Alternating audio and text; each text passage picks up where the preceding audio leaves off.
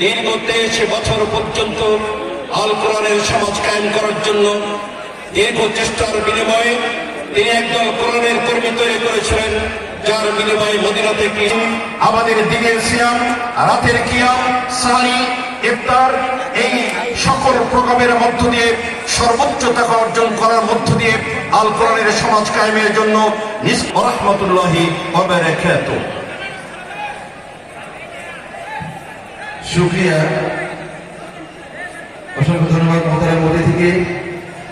আমরা একটু আপনাদের বিনয়ের সাথে সহযোগিতা আহ্বান জানাচ্ছি। এর ফাঁকে ফাঁকে ইফতার পরিবেশনের কাজটিও আমাদের সংশ্লিষ্ট বিভাগ করছেন। আপনারা নীরব থেকে তাদেরকে সহযোগিতা করবেন যাতে সকলের কাছে আমাদের ইফতারটা যথার্থভাবে পৌঁছানো যায়। এই জন্য কেউ দাঁড়িয়ে থাকবেন না, সবাই কাতারবদ্ধ হয়ে এলোমেলো বসবেন না, শৃঙ্খলাবদ্ধ হয়ে সারিবদ্ধভাবে সবাই একটু মেহরবানি করে বসে যাবেন। কেউ রাস্তায় দাঁড়া থাকবেন না। এখনো পর্যাপ্ত জায়গা আছে আমাদের উত্তর পূর্ব পশ্চিম কর্নারে।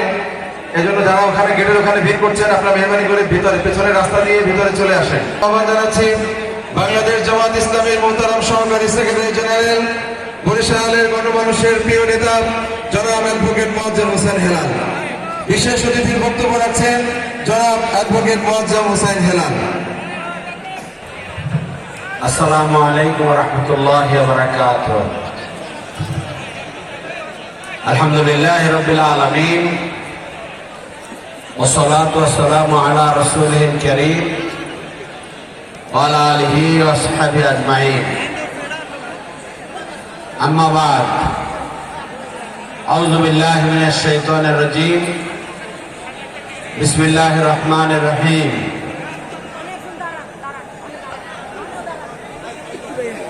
يا أيها الذين آمنوا كتب عليكم الصيام كما كتب على الذين من قبلكم لعلكم تتقون صدق الله العظيم। আজকের এই মহৎ ইফতার মাহফিল বরিশাল মহানগরী জামাত ইসলামীর আয়োজনে উপস্থিত সভাপতি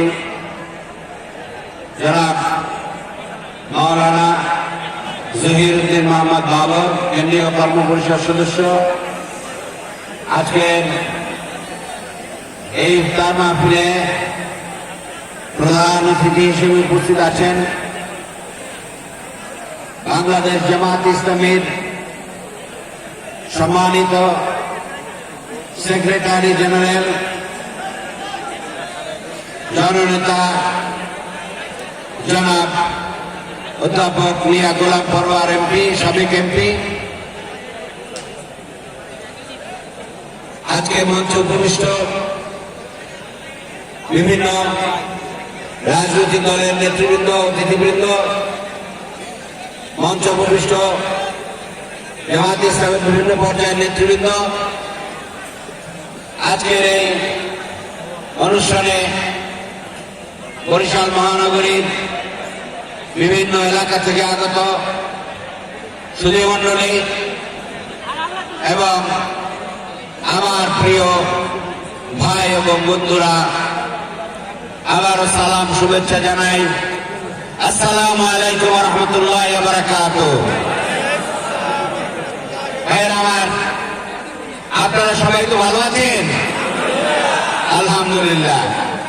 কিছুক্ষণ পরে ইনশাআল্লাহ আল্লাহ হুকুম করে আমাদের ইফতার হবে। শৃঙ্খলার সাথে এই ইফতার আমরা গ্রহণ করব। এখন বর্তন হচ্ছে, সেটা আপনারা গ্রহণ করেন। ভাইয়ের আমার, আল্লাহ রাব্বুল আলামিন রোজার ইফতারের সময়কে অত্যন্ত পছন্দ করেন, কারণ বান্দার একটি ইবাদতের আমলের পর সারাদিন না খেয়ে, সারাদিন রোজা রেখে তারপরে সে ইফতারের অপেক্ষা করে, সময় না হওয়া পর্যন্ত সে ইফতার করে না। এই জন্য আল্লাহ এই সময়টাকে পছন্দ করেন। যে আল্লাহ বলতে চান যে দেখো আমার বান্দারা আমাকে কিভাবে ভয় করে চলে, আমাকে কিভাবে ভালোবাসে, আমার আনুগত্য কিভাবে করতে চায়, সেইভাবে তার সামনে খাবার আছে, পানি আছে, ছোট্ট শিশুরা পর্যন্ত সে কোনো খাবার গ্রহণ করে না। আপাতত অসুস্থ রোগী হলেও সে আমাকে ভয় করে রোজা রাখছে। আল্লাহ রাব্বুল আলামিন এই সময়টায় দোয়া কবুল করেন। আল্লাহ এই রোজার ফজিলত বর্ণনা করেছেন যে মান সামা রমাদান ঈমানান ওয়া ইহতিসাবান গুফিরা লাহু মা তাকাদ্দামা মিন যামবিহি। যে ব্যক্তি রোজা রাখলো ঈমান এবং ইহতিসাবের সাথে, তার সমস্ত গুনাহ খাতা মাফ করে দেওয়া হবে।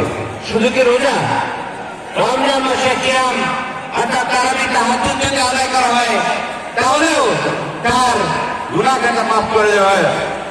ওমান কামা রমাদান ঈমানান ওয়া ইহতিসাবান গুফিরা লাহু মা তাকাদ্দামা মিন যামবিহি। রোজার বিরাট ফজিলত আল্লাহ রাব্বুল আলামিন এইভাবে বর্ণনা করেন।